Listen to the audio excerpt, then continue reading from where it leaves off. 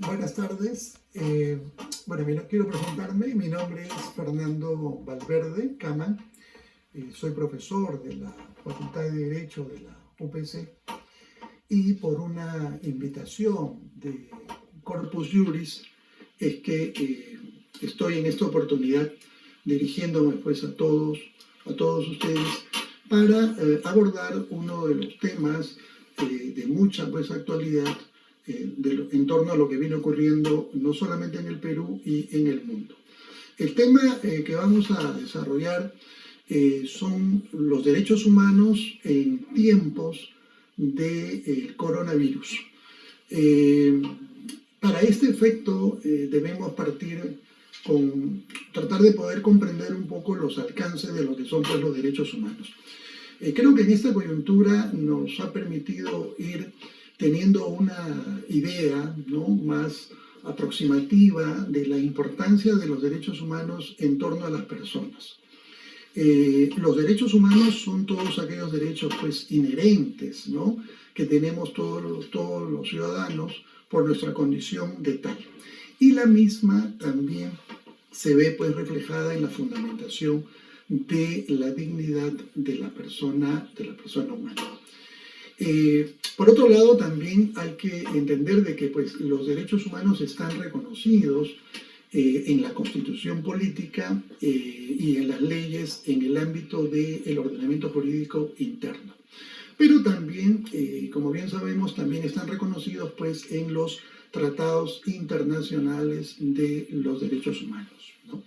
Y estos dos ordenamientos jurídicos tienen una presencia muy importante, no solamente en la regulación de las conductas o del comportamiento de todas las personas, sino que también en el ámbito del ordenamiento jurídico el Estado puede, en situaciones de excepción, tomar medidas que conlleven pues, a la suspensión o a la restricción de los derechos y las libertades de las personas. Y es así de que, como consecuencia de la pandemia que llegó pues, a nuestro país, el gobierno, presidido pues, por el presidente Vizcarra, en el mes de marzo, pues, decretó el estado de emergencia en todo el país. Y esta medida de carácter pues, constitucional, debemos tener presente primero que está respaldada en la Constitución política en el artículo 137. En ese sentido, cuando se decreta el estado de emergencia, esta es una situación de carácter excepcional y hay que también tenerlo presente de que en la medida de que esta situación excepcional no vuelva, ¿no?, a la normalidad de aquello que justamente se motivó para que se pueda dictar esta medida, entonces pues se puede extender o se puede hacer lo que se conoce como la prórroga del estado de emergencia. Y justamente en la coyuntura actual, el gobierno pues lo que ha hecho es ir extendiendo la prórroga del estado de emergencia. ¿Por qué? Bueno, primero porque la idea es que a través de medidas concretas, el gobierno, pues a través de los diferentes ministerios, ¿no?, especialmente en el Ministerio de Salud, pudiera darse todo un marco de protección a la población, a la ciudadanía, a efectos de que se protegieran pues, los derechos fundamentales de todos nosotros, ¿no?, desde pues, el derecho pues, a la vida, ¿no?, desde el derecho a la integridad, desde el derecho pues, a la salud, ¿no? Pero esto también debe tenerse en cuenta que estos derechos, si bien es cierto, están reconocidos pues, en los ordenamientos jurídicos que acabo de hacer mención, también debe llevarse a cabo por los deberes que deben los ciudadanos también cumplir.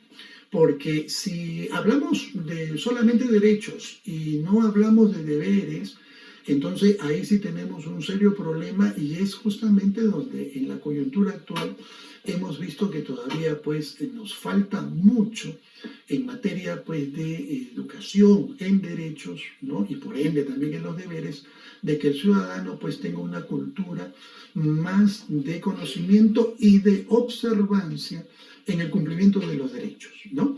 Y esto nos ha mostrado pues con unas consecuencias bastante fatales, por no solamente el contagio que se ha venido dando pues en el país de muchos infectados, ¿no? Con este tema del coronavirus, hemos llegado pues a más de 100.000, ¿no? Y eso pues es un pico muy, muy alto, ¿no?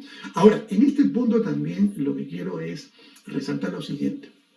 Si bien es cierto, el gobierno ha venido tomando una serie de medidas de protección para la población, pero esto no ha estado exento de que también el gobierno haya venido pues incurriendo en errores, ¿no?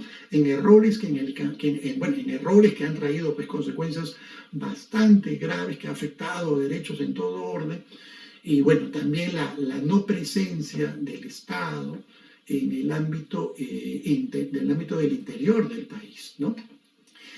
Por ejemplo, nos hemos dado cuenta pues de que en los últimos 2 meses prácticamente hemos visto cuál es la realidad, por ejemplo, del sistema de salud, ¿no? En el cual pues ya hemos entrado en una situación de colapso, ¿no? Del colapso del sistema, nos ha reflejado mucho la precariedad, ¿no? Y las limitaciones que nos ha impedido tener pues una atención eficiente como hubiéramos querido todos como respuesta por parte del Estado.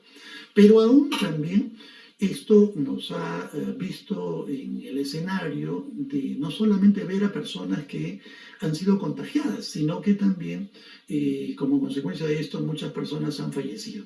Pero también el golpe que hemos recibido pues como sociedad, como ciudadanos, es que también han comenzado pues a fallecer médicos que son pues nuestros héroes en primera línea, que han estado dando y siguen estando dando todo de sí por salvar vidas, ¿no? Y ayudar pues a las personas, ¿no?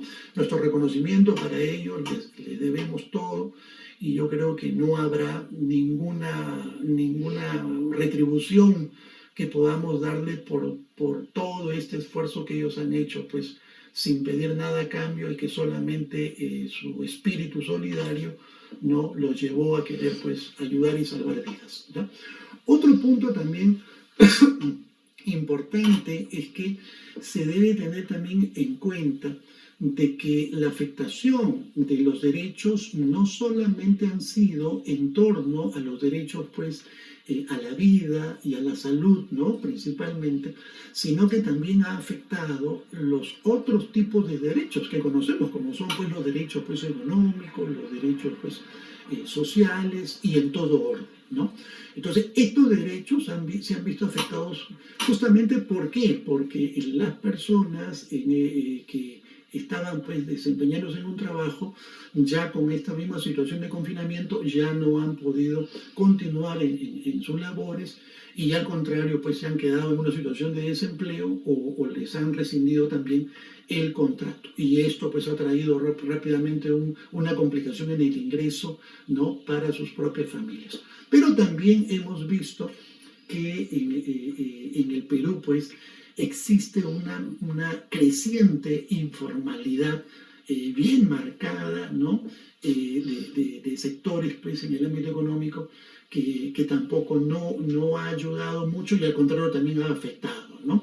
Y en este punto lo que quiero también es rescatar de que podríamos hablar también de que hay como una suerte de encrucijada entre los derechos, ¿no? ¿Qué debe prevalecer, ¿no? Este tipo de conflictos o colisiones que se pueden dar en el camino, ¿no? Por ejemplo, el tema del derecho a la vida, por un lado, ¿no? El tema del derecho, ¿no? A la salud y a la protección que uno como persona debe cuidarse, ¿no? Y que por lo tanto, pues, si no se cuida, ya sabemos las consecuencias. Pero por otro lado, tenemos el derecho de seguir buscando un ingreso económico. ¿Por qué? Porque hay muchas familias que dependen mucho de los ingresos sobre esta persona que trabaja.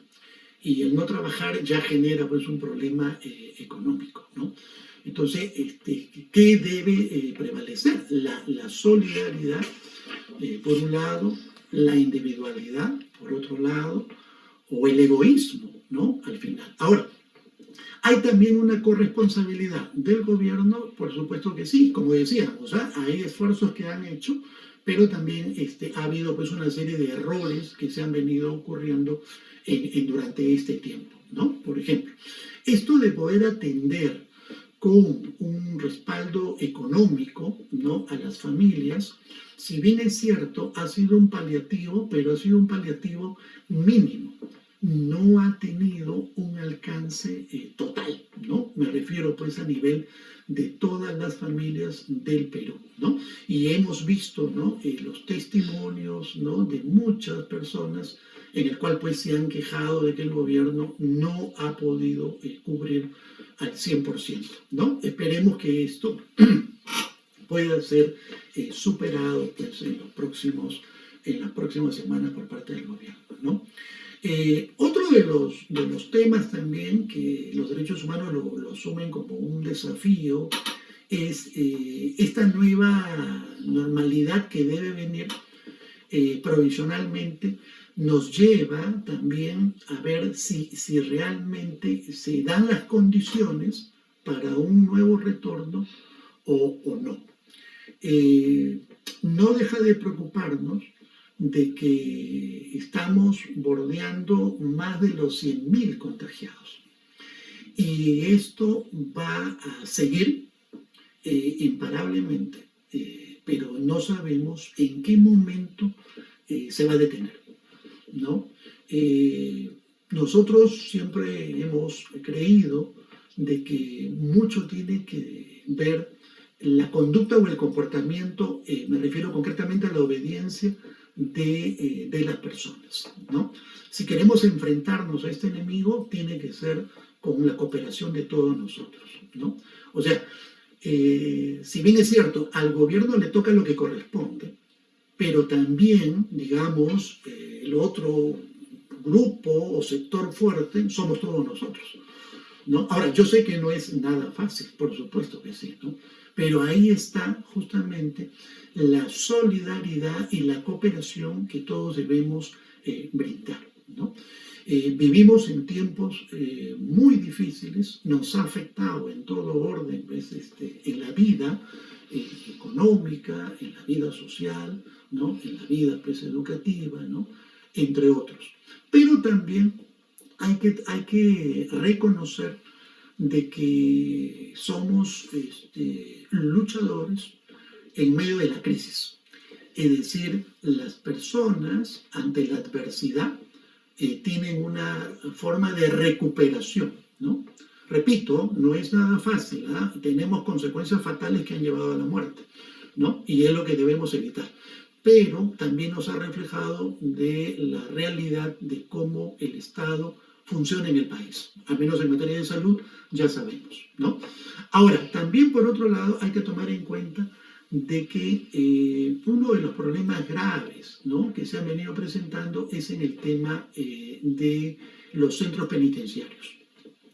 Recientemente el gobierno solicitó al Congreso de la República que le concediera delegación de facultades para poder legislar en el deshacinamiento de los penales, ¿no? Finalmente le han aprobado y se espera que ya se pueda dar un giro, siempre buscando la protección de los presos que también están expuestos por la misma situación del contagio que se viene dando, ¿no?